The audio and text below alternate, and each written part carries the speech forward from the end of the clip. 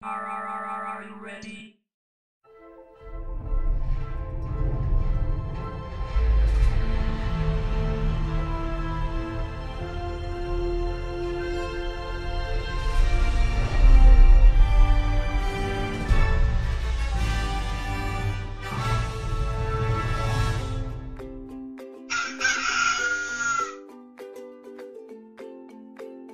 Hi everyone, we are TechMinds. I am your voice assistant, TechCheck. The topic of our presentation today is the Tech PC Project Management Office. Let me introduce our group members.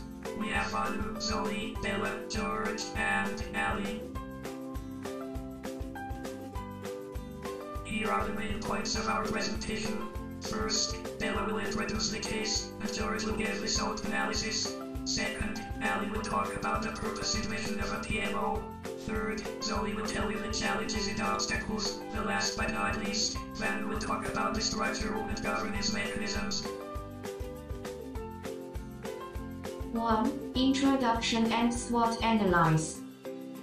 The PC industry was experiencing tremendous cost pressure and was undergoing a period of consolidation.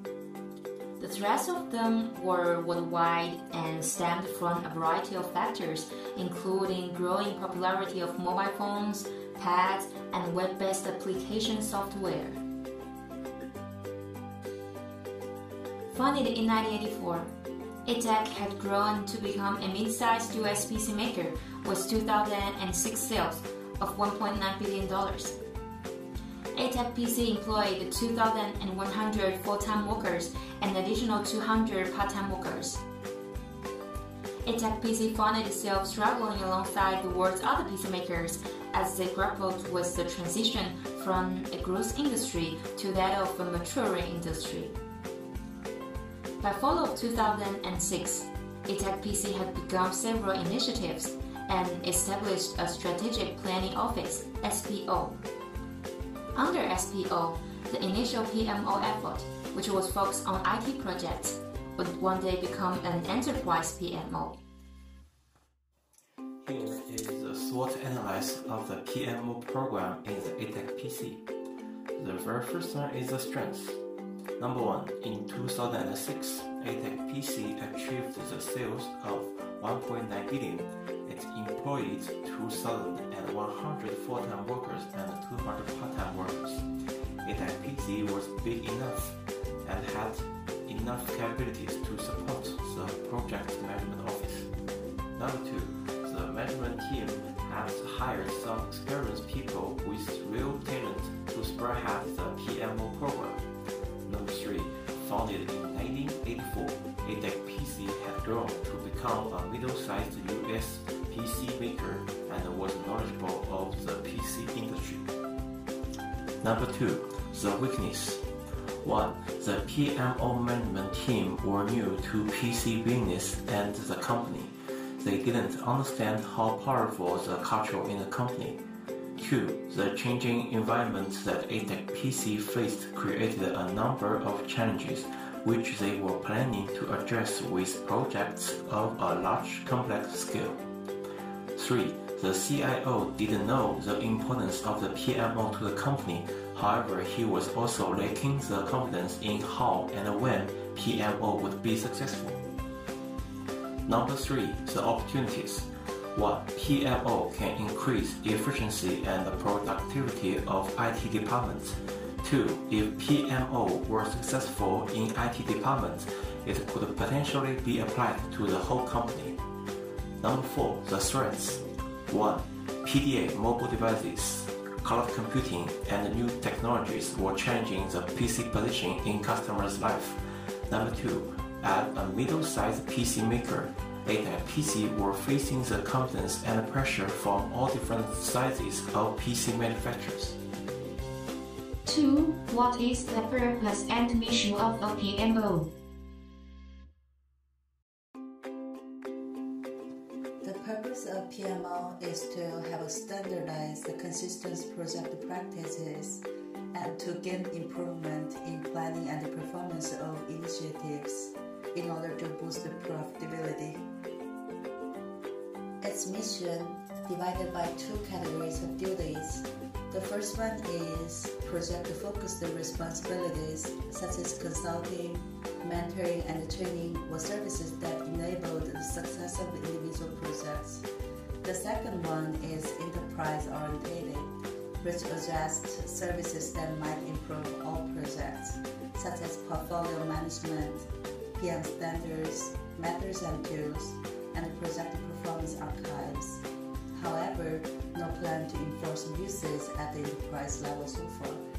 Secondly, it needs to establish, publish, disseminate project practices, standards, and tools. Later, portfolio management and archiving of projects are also for knowledge sharing, and the final area of concern with respect to the mission of the PMO was the issue of authority. Between authority was being developed bottom up. For implementing the PMO, we have limitations. First was the shortage of PMO expert resources available to support these projects. And second was the staff consisted of PMO director and 3 contracted project managers assigned to the PMO, and these were contract employees. Using PMO staff to directly manage the project was done infrequently. 3. What are the main challenges and obstacles in implementing a PMO? Implementing a PMO in TechPC is not easy because changes are risky. One of the challenges that a TechPC will face is the contradiction between standard method applied for PMO and the consistency of its organizational culture. TechPC is moving from a company that had really no formal project management to a company that would like to be very formal. But the IT organization itself may not want to change their process and adapt a new project management practice. Few of its staffs and even the managers had the experience with the formal project management practice, nor did they know how to use the software tools available. If the implementation on the strategy worked against the culture of the organization instead of working within the culture, it would probably fail. The other challenge is the requirement for reducing their cost and the need for additional resources. For the company, it always wants to reduce their cost and make good use of its resources, even when they need to apply the formal method for PMO. If a TechPC chooses to hire more people to apply the PMO process, there's no doubt that it would increase their operation cost. If they choose not to hire new employees, their staffs must be responsible for part of the PMO operation and spend less time on their old jobs.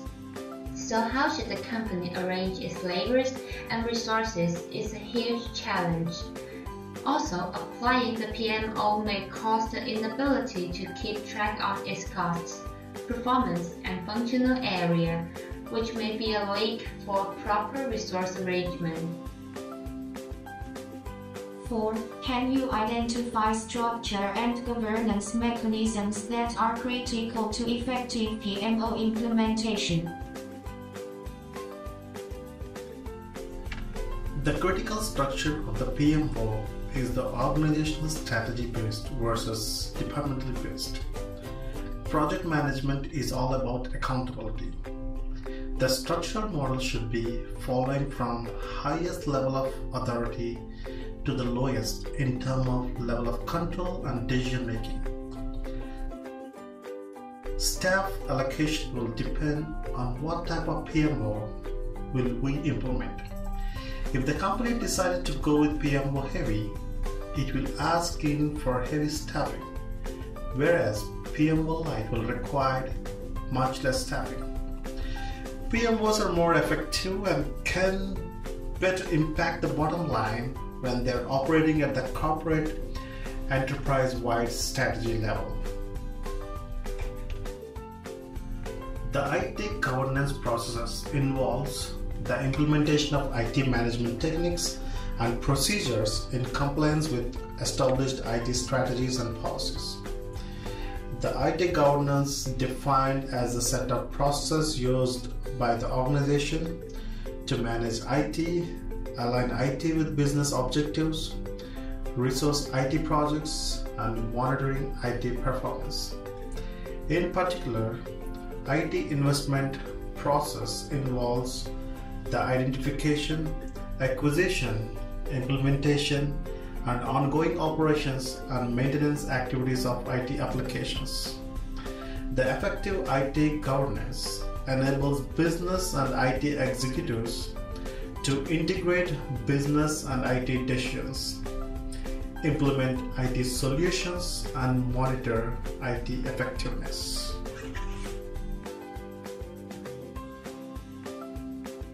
Thank you.